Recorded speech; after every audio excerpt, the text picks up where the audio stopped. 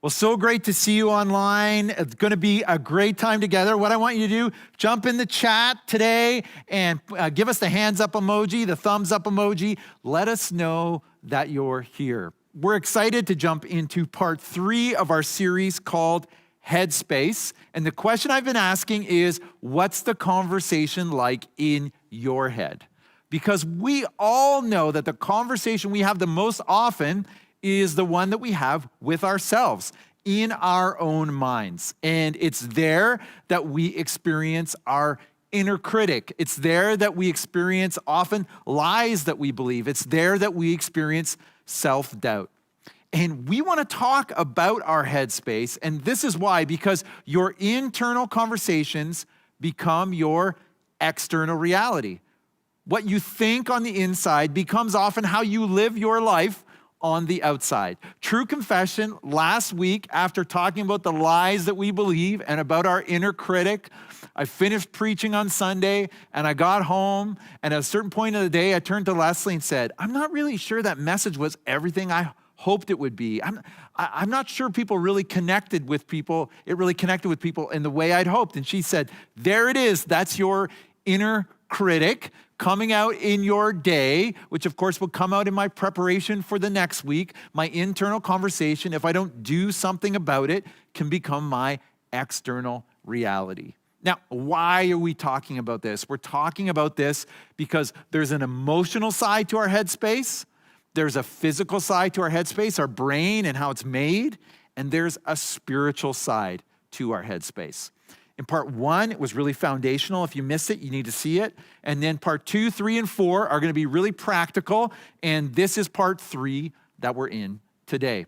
Now, I want to start with a passage of scripture from Paul that we shared last week. And I want to share it with you again because I think it's a really important place for us to pick up where we left off and continue to move forward. This is what it says. Paul writes, "For though we live in the world, we do not wage war as the world does." There's a battle going on in our minds. He says, the weapons we fight with are not the weapons of the world, but on the contrary, they have divine power to demolish strongholds.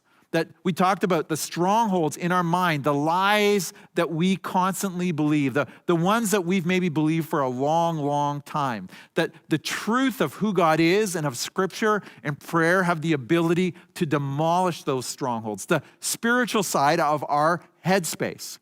He says, we demolish arguments and every pretension that sets itself up against the knowledge of God. And then he uses this key phrase. And we take captive every thought and we make it obedient to Christ. We take captive every thought and make it obedient to Christ. Paul talks in Romans about renewing our minds so that we know God's perfect and pleasing will for our lives. We need to renew our minds. We need to take captive every thought. And last week we talked specifically about lies. And I said, take your lie captive and bring it to Christ. And if you missed that, you would need to go back and see it. I take you through very practically how to do that. Now today, we're talking about taking captive our thoughts as well. But today, I want to talk about your thought patterns. Your thought patterns. In your life, in my life, in everybody in the room's life, we all face stuff. We all have our own stuff, the junk that comes up in our lives. The challenging relationships we have with maybe our father-in-law or our sister or the person who we work with or our mechanic who's being unreasonable. We all face relational stuff. We all face financial stuff. At certain points in all of our lives, we have stress financially. We're trying to figure things out. We all face stuff. We face stuff with our friends. We face stuff when it comes to our own health. We all at certain points have health concerns. We all have certain points where we lose loved ones in our lives. We all face these things. And what's happening in the moment when we face these challenging things in our lives is we're facing a gap between the real and the ideal. There's a gap between what's really happening and what we really wish was happening. There's a gap between what was really happening and what would have been the perfect situation for us. And this can happen in bigger pieces of our lives, like our marriage. Maybe what your marriage really is and what you hoped it would be are really, really far apart. Maybe where you are in your life financially, where you really are and where you hoped you would be are really, really far apart.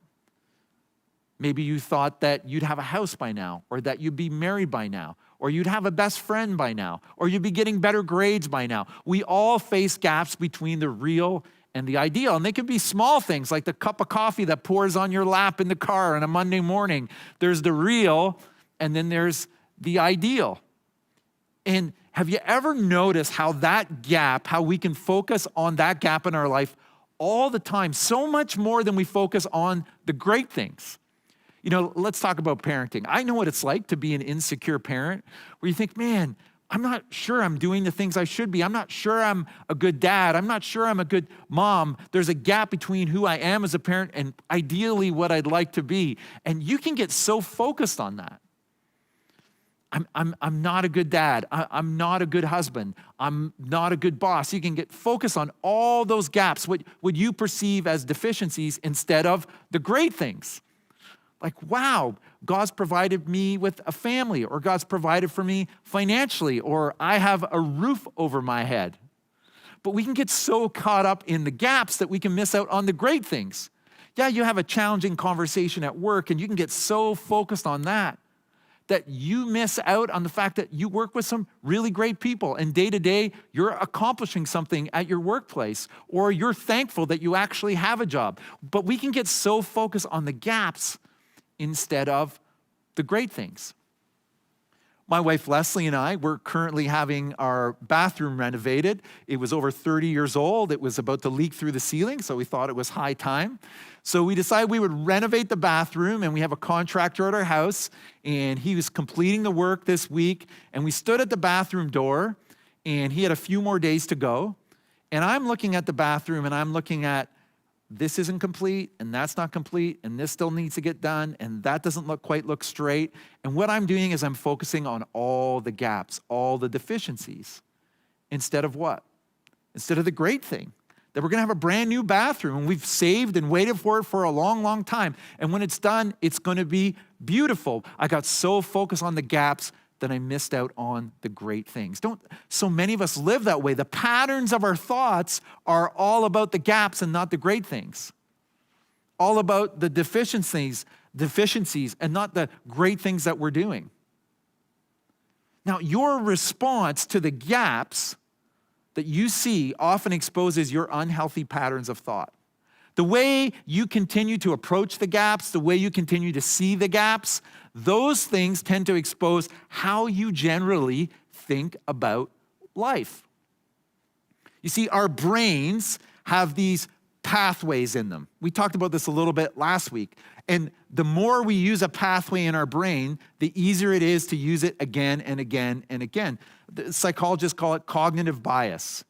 That we have a bias because the more we use that pattern of thinking, that pathway, the easier it is to use it again and again and again. And a thought pattern in your mind is really a default way of framing your circumstances. You always kind of look at things in a similar way, or you look at similar situations in a similar way. One thing about me is I'm actually a recovering pessimist. That's how I would describe myself. That for a period of time in my life, I was incredibly pessimistic. I always looked at everything as the glass half empty. I always looked at what could go wrong instead of what could go right. And actually what was happening in my mind was starting to live itself out in my life. That I started to become so pessimistic that I was like a person almost with a rain cloud around me all the time. And then I realized at a certain point in my life that I needed to change that pattern of thinking. That I needed to choose a different way to think about the situations that I was seeing, because I was constantly thinking about the same pattern of life. And I'm always trying to work on creating a new pathway. I had a cognitive bias That when you brought me a situation, when you brought me a circumstance, it was easy for me to catastrophize. It was easy for me to play out the 10 reasons it wouldn't work instead of the 10 reasons that it would. There's a cognitive bias. Now, I could be standing next to someone else in my pessimistic thought who's an optimist and sees the same situation in an entirely different way. What's interesting about our lives is it's not the facts that change, it's the filter. It's not the life situations that change, it's often how we choose to see them. I can give you one word, and I know that as you're listening to this, you're gonna think of it in a different way than someone else. Let's pick one. So I'll pick police officer. How you think of a police officer and how I think of a police officer, they're gonna be different. Now, it's not that the facts about police officers have changed. It's our filter. It's the same with parents. I could say father figures. And for you, there's a way that you see that concept, and there's a way that I see the concept. The facts don't change, but it's the filter through which we look at them. Okay, here's one. I will dare to go there today. Vaccines. I could say vaccines. I could say masks. I could say one of those words. It's not that the facts out there have changed, but it's the filter through which we see things. That's our thought pattern, the way we think about things, the filters we use to look at the world around us. And so much of the way we filter things, so many of our thought patterns are created from our backgrounds, from our past, from situations that have happened to us, from things that we've gone through.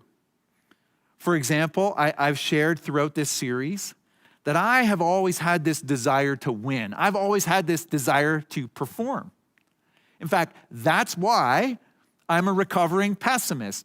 Now, let me explain that to you. You see, what I would do is I would knock down every expectation you had by telling you why it wouldn't work so that it would be easier for me to win. It's like lowering the bar. I'll give you an example. When I began preaching, what I would do is I would arrive at the place that I was preaching at, and I would immediately begin to lower everyone's expectations. Well, I didn't sleep very well last night. Oh, I'm not feeling very great. I think there's something going on with my stomach. Oh, my notes aren't quite as organized as I would normally like them to be. All of these kind of pessimistic ways of looking at this morning where I'm about to preach. Now, the reason I would do that was because I was trying to lower the bar in order to make it easier for me to win. My thought pattern became pessimistic because of my background. It's not that the facts that change, these are the things that change my filter. Now, it's interesting that you see this with Jesus all the time, where he sees the facts one way and the disciples see them another. Jesus hangs out at one point with a woman at the well. She's a Samaritan. He shouldn't be associating with her because she's a female and a Samaritan, and they're together alone. And the disciples say to him, "Why are you hanging out with this Samaritan woman?" And he says to them, "Guys, you're totally missing the point. I came to reach all people. Look how she's going into the village and bringing all these people to hear from me and to meet me, because I've come for all people, not just for the Jewish people, but for the Samaritan people as well." And they're looking at it through a totally different filter, through the filter of their history and how these groups of people wouldn't associate. You have somebody like Zacchaeus, who was a tax collector. People who would see as someone who was betraying the Jewish people by collecting taxes for the Romans. And Jesus is hanging out with him, and people are wondering, why is Jesus hanging out with this guy who's betraying us? But Jesus is writing a whole other story in Zacchaeus' life. Even if you're not familiar with the Bible, let me give you one that doesn't involve Jesus, but in the Old Testament, David and Goliath. There's an entire army that sees Goliath and thinks he can't be defeated. But David arrives, a shepherd boy, and he says, with the power of God, I can defeat Goliath. It's not that the facts change, it's the filter. Tim Keller, who's a pastor and a theologian who I respect so much, he puts this in the simplest of terms. He says this: we often think the challenge is our circumstance, but our challenge is how we see our lives. how we see our lives. What's your pattern of thought when you see the gaps in your life? When you see the circumstances in your life that feel like they aren't where they should be, that they're difficult, that they aren't what they hoped that they would be. The ones that you think about all the time. I wish I was here. I wish I was there. I wish I wasn't like this. I wish I wasn't like this. I always make this decision. She always behaves that way. You're always defaulting to that same thought pattern. The gaps in your life are where you see your thought patterns. And what I want to look at today is, how do you take your unhealthy thought patterns captive? Last week, we looked at how do you take the lies captive. This week, how do you take your unhealthy thought patterns captive and bring them to Christ? Now, we're going to look today again at the person of Paul, who was formerly called Saul, was killing Christians, betraying them, encountered God. His life was changed. He began planting churches. He began proclaiming the hope of Jesus to people because Jesus had radically changed his life. And Paul had this dream. And Paul had a dream that he could bring the hope of Jesus to the Roman people. That if he could help them understand that Jesus was the Son of God and that he came to die and rose again for forgiveness of sins, and that they could have a relationship with Jesus, that if he could preach that in Rome, that he could potentially influence the entire world as he knew it. But what happens to Paul is there's a gap between his ideal dream and reality. And this is what the gap is. Paul ends up in prison. Instead of preaching in Rome, he's in prison in Rome. This is a huge gap. And what you see with Paul is he is actually able to change his pattern of thought. And I want to show you how he approaches this in a letter from prison. He says this, "And I want you to know, my dear brothers and sisters, that everything that has happened to me here has helped to spread the good news." What's he saying? Paul's saying, listen, I want you to know that the fact that I'm in this prison is actually accomplishing the dream. When he talks about the good news, what he's talking about is the gospel, the hope of who Jesus is. I want to let you know, guys, that when I look at the gap between the ideal and the real, what's actually happening is it's way more ideal than you think. Actually, the hope of Jesus is getting out there. This is what he says. For everyone here, including the whole palace guard, knows that I'm in chains because of Christ. Now, let me tell you something about this. What happens to Paul is he's chained to a guard, and they're in 8-hour shifts, 24 hours a day. These imperial guards, the most influential of the palace guards. And the guard thinks that Paul is chained to them, but Paul says, no, this guard is chained to me, because this is going to be an opportunity for me to share who Jesus is, to have a conversation with this guard, to talk about their life and about my life and how Jesus has changed my life and how Jesus can change their life. He's saying, and then that guard is telling another guard, and the whole palace guard knows that I'm here and I'm sharing the hope of Jesus, and now it's spreading throughout the palace. Paul's looking at this and seeing something incredible happening. And he says this, and because of my imprisonment, most of the believers have gained confidence and boldly speak God's message without fear. He's saying, man, this is what else is happening. They're seeing me in prison, the Christians who are out there, and so they're telling more people about Jesus because they're inspired by this. Just think about this. Paul is in prison. He's in chains. Have you ever felt chained to something? Chained to a circumstance, chained to a situation, chained to a person. And Paul looks at that and says, man, God's going to use this in my life. He's using it now. And he says he's using it to inspire the people around me and to see people come to know Jesus. See, this is a secret that Paul knows about your thought pattern. It's not the facts that changed, it's how he framed them. He's still in jail. He's still chained. I mean, this could have been a very different passage. Paul could have written, guys, I don't know what to tell you. I'm in prison. This is nothing I hope for. This is so difficult. Everything's in my way. It's all obstacles. I just want to give up. I don't even know where God is. But that's not how he sees it. He frames it in a totally different way. It's not the facts that changed, it's how he framed the facts. Now, how does he do that? How does he change how he framed things? How does he move things this way? How does he reframe things in his life? Well, what he does is he used his purpose to change his perspective. He used his purpose to change his perspective. Paul said, as a follower of Jesus, that's who I am. My purpose is to share the hope of Jesus with the people around me. That's my purpose. So what I'm going to do is I'm going to reframe prison. I'm going to reframe being chained to this guard. I'm going to reframe the fact that I'm stuck in here and the church is out there. I'm going to reframe all those things according to the purpose of what God has for me. For him, he's saying, okay, Jesus, I'm in prison. You've changed my life. Tell me why I'm here. Show me why I'm here. Oh, I'm here to speak to these guards. Oh, this is actually inspiring people. You're actually using me in the midst of this.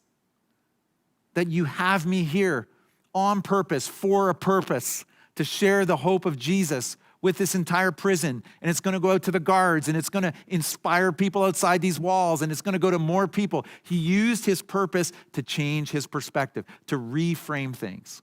You see Jesus doing this all the time.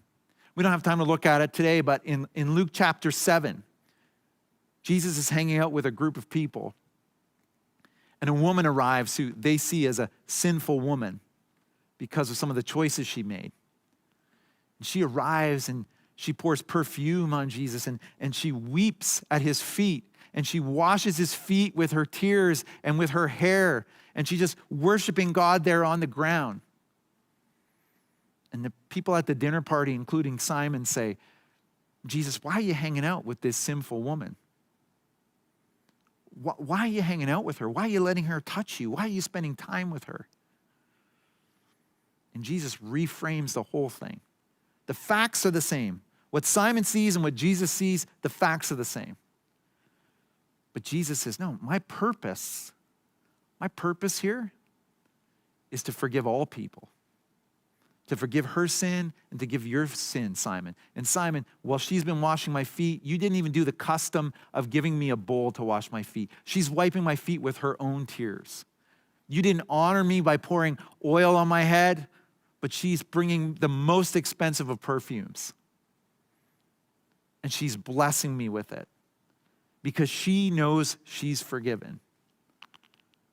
See, what Jesus is doing is he frames the situation around his purpose. I think when you face the gaps in your life, and when I face the gaps in my life, the challenges, the difficulties, it's not going my way. I think the prayer, the most powerful prayer that you can pray and I can pray is this: Jesus, show me your purpose here so I can get perspective on what you're doing. Jesus, show me your purpose here. Show me why this is happening. Show me why it's going down the way it is. Show me why this is difficult. Show me your purpose here so I can get perspective on what you're doing. Help me to see this how you see this. Change my filter so that I can understand the facts the way that you understand them. See, it's your purpose. It's your purpose that gives you perspective. When you say, Jesus, my purpose is a relationship with you. Jesus, my purpose is to follow you. Give me perspective on what's happening. That's the power of a relationship with Jesus. If you don't call yourself a follower of Jesus, that's the power of a relationship with Jesus, is he brings purpose to your everyday. Because you can look to temporary things to find your purpose, temporary relationships, temporary family, temporary possessions, but he gives you an eternal purpose. A relationship with him, an opportunity to walk alongside him, that he wants to change you and he wants to transform you. And it's your purpose that gives you perspective on the world around you. Jesus, show me your purpose. What are you doing here so that I can get perspective? There's a woman named Angela Duckworth. She's not a Christian writer. She's a researcher. She wrote a book called Grit, and it's an incredible book all about research on resilience. And she talks about a group of people called grit paragons, super resilient people. I love that word, grit paragons. And she says, you know what made them so resilient? You know what made them so mentally strong? It's not that they had goals. It's not that they had intentions. It's not that they wanted to make X amount of money or they wanted to have X amount of possessions. What made them incredibly gritty, incredibly mentally strong is that they had a greater purpose. When it comes to those thought patterns that you have, the negative ones, the anxious ones, the angry ones, the frustrated ones, the thought patterns that you default to, if you want to change those and you want to get perspective on those, you've got to lean into the purpose that Jesus has for you. There's nothing more powerful than that. So I promised you this would be practical. And the question is, how do I now change my thought patterns so I can see things through my purpose? If I'm telling you purpose is the key to gaining perspective, how do you do this? How do you change your thought patterns? I want to talk to you about something that called reframing. It's called reframing, and it's what you saw Paul do really in that passage. And it's an exercise that Craig Rochelle does in a book called Winning the War in Your Mind that's been really helpful to me. Now, this is what Craig Rochelle says about reframing. He says, you can't control what happens to you, but you can control how you frame it. You can control how you frame it. And we want to talk about how you can reframe things according to your purpose. Let me give you an example of this. You know, maybe for you, you wake up in the morning, this is you, and what you do is you frame your morning this way. You wake up in the morning, you think, man, I got a difficult meeting today, and I slept in, and now I'm rushing around trying to get dressed, and I have this difficult meeting, and it's at the end of the day, and I'm just dreading my entire day. Or you can reframe your day, and you could say, you know, it's going to be a difficult conversation today, but man, I work with some really good people. As much as I'm in a rush this morning, I'm glad that I have a place to go to, a job to go to, where I can work on things with other people who care about me and who I care about. It's two ways to see it. You just need to figure out how you're going to frame it.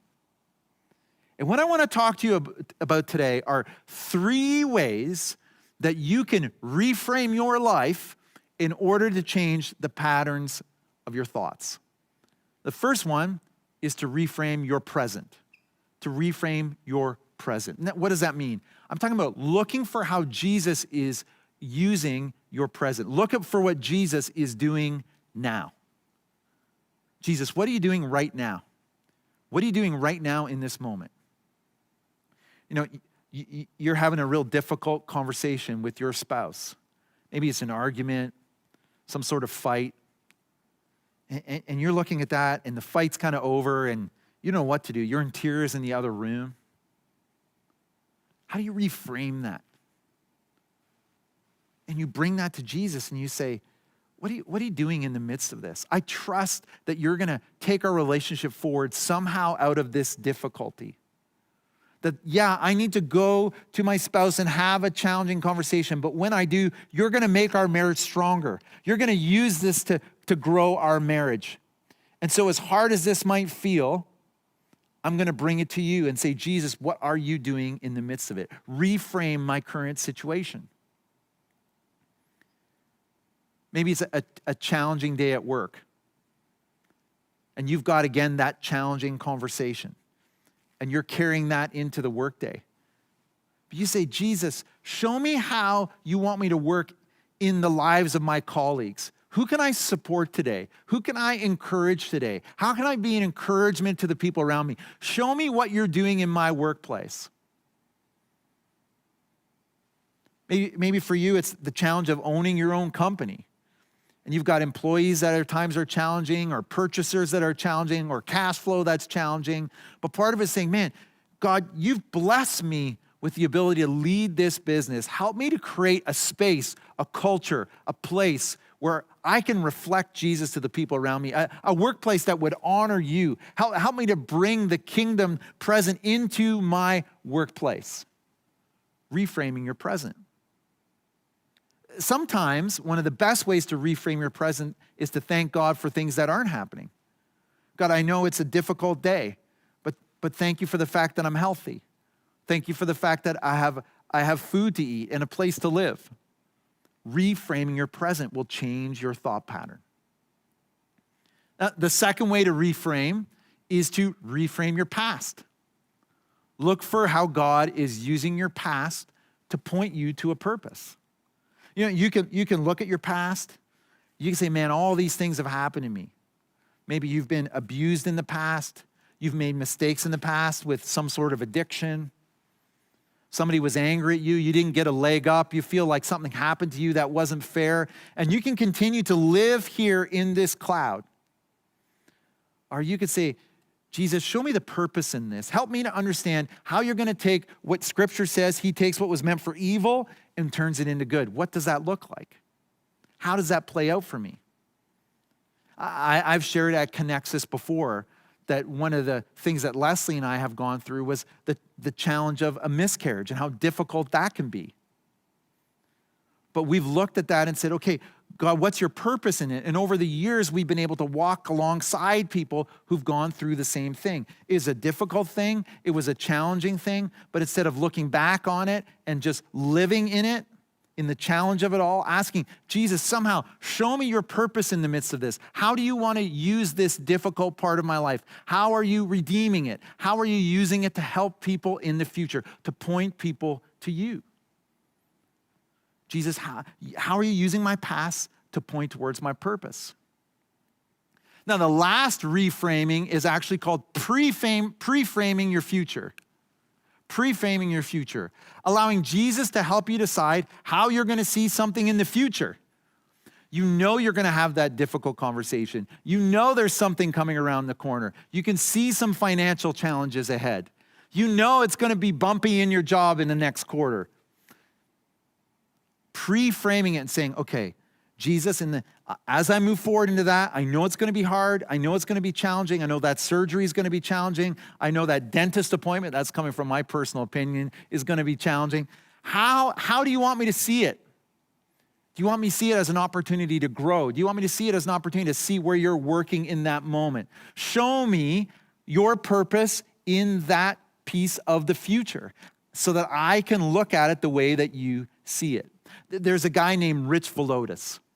And Rich Villodas wrote a book called The Deeply Formed Life recently. And he says this, long before we act, long before we speak, God has already spoken.